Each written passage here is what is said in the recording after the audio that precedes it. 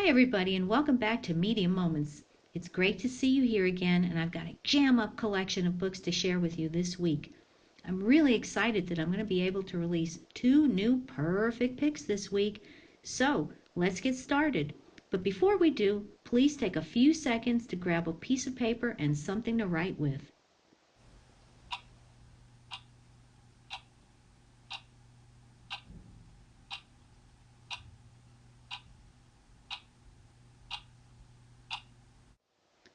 The first new perfect pick I'm releasing this week is a book you may remember from last year's book fair, Sunny Side Up.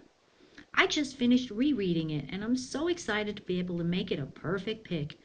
The main character is a girl named Sunny who, instead of going on that dream vacation with her parents to the lake, gets sent to spend her summer with her grandpa in Florida. Raina Telgemeier has described this book as heartbreaking and hopeful. Just the thing to chase away the clouds. Be sure to get your copy right away, as I'm sure they'll go fast. If you're a Charlie Joe Jackson fan like me, you'll be happy to know that the books just keep coming. In his guide to not growing up, Charlie Joe has finally made it to the biggest moment of his entire middle school career. Graduation! No more teachers, no more books. All he has to do is make it through the ceremony and he's free. But suddenly, things around him are starting to change. People keep talking about stuff like college and SATs and responsibilities. It looks like high school could be even harder than middle school. So Charlie Joe has to figure out a way to stop getting older. Ooh, I hope he discovers the secret. The Light is the first book in a 3-book series called Morpheus Road. It's a fantasy thriller about a high school art student named Marshall who draws an evil-looking character in his sketchbook and is shocked to learn that his drawing has somehow come to life. He's got no idea why he's being tormented by this being, but he's convinced it has to do with his best friend Cooper, who's gone missing. Marshall and Cooper's sister, Sydney, search for the truth about his disappearance, and along the way they uncover a nightmare that's more frightening than anything Marshall could have ever imagined. When I read this book last year, I can tell you that I did not want to put it down.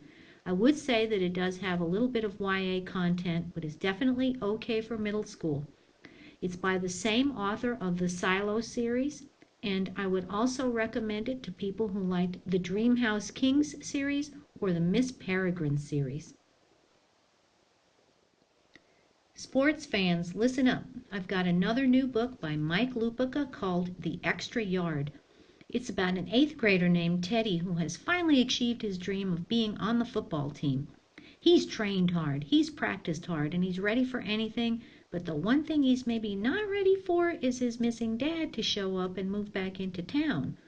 To complicate things, when one of the guys on the football team gets injured, Teddy's dad starts helping out on the sidelines. Teddy's dream season definitely isn't turning out the way he expected. You can't go wrong with Mike Lupica's sports books, so I encourage you to give this one a try. Lots of you have been asking for the I Survived books, so I'm happy to say that we've added several of them to the collection. The first one is called The Bombing of Pearl Harbor, 1941. It was truly a day no one will ever forget. Ever since Danny's mom moved him and the family to Hawaii, away from the dangerous streets of New York City, well, that's kind of ironic, Danny has been planning to go back. He's not afraid of the crime or the dark alleys, and he's not afraid to stow away on the next ship out of Pearl Harbor, thinking he can just sail back to New York. As you can imagine, stowing away on a ship on December 7th, 1941 would have turned out to be a pretty bad idea. Find out what happens to Danny in I Survived the Bombing of Pearl Harbor, 1941. Legend has it that Mrs. O'Leary's cow knocked over a lantern in a barn and started the Great Chicago Fire of 1871. Honestly, no one's really sure exactly how it began, but we can be sure of one thing. At the time of the fire, Chicago was like a giant powder keg ready to explode. Everything was made of wood, and the city was horribly overcrowded. In this edition of I Survived, The main character is named Oscar Starling, and he never even wanted to come to Chicago in the first place. Find out in this book if an entire city really could burn to the ground and if Oscar will survive one of the most famous and devastating fires in history. The only thing Lucas loves more than football is his dad's friend Benny, a firefighter and former football star. He taught Lucas the game and helps him practice. So when Lucas's parents decide football is too dangerous and that Lucas needs to quit the team, Lucas just has to find Benny and talk to him. So, instead of riding the bus to school, he takes the train into New York City on a bright and beautiful day in September 2001. But just as Lucas arrives at the firehouse, everything changes, and we know nothing has ever been the same for us since then. Discover Lucas's story in I Survived the Attacks of September 11th, 2001. When Mount Vesuvius erupted in 79 AD, it went down in history as one of the worst natural disasters of all time.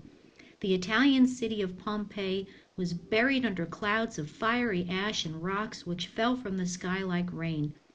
The main character of this book is a young man named Marcus, who knows something's terribly wrong, and his father, who believes in science more than myths.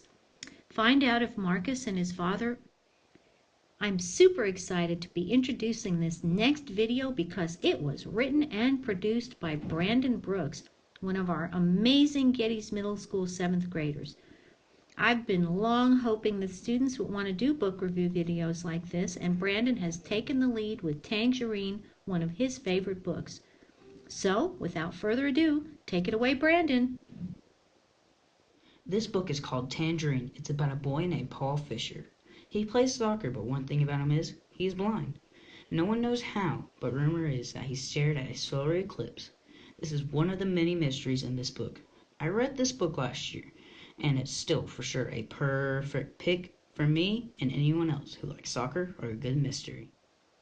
A lot of you ask me for mysteries, so this week I'd like to recommend a very smart and funny series called The Red Blazer Girls. The main characters are three girls who attend a private school in Manhattan and find themselves caught up in many mysteries. In the first book, The Ring of Rocamadour, the girls tackle a scavenger hunt which was set up decades before to search for a legendary ring.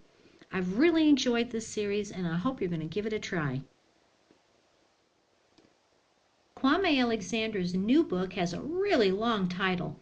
It's called The Playbook, 52 Rules to Aim, Shoot, and Score in This Game Called Life. The Playbook is filled with uplifting stories, inspiring words of wisdom from people like Michael Jordan, Kobe Bryant, and Serena Williams, and 52 rules to follow both on and off the court. Kwame Alexander shares his own words of motivation as he tells stories of overcoming obstacles and winning games. This book has some amazing photography and artwork and could be your guide for living your best life ever.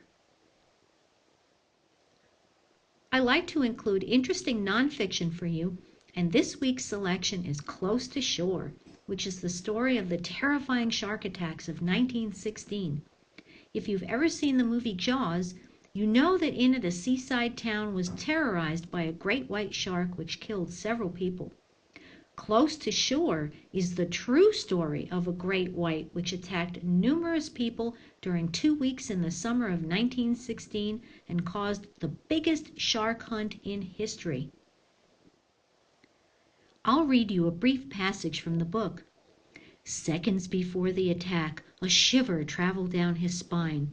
Humans are gifted, as are all large mammals, with the instinctive ability to detect that they are being hunted.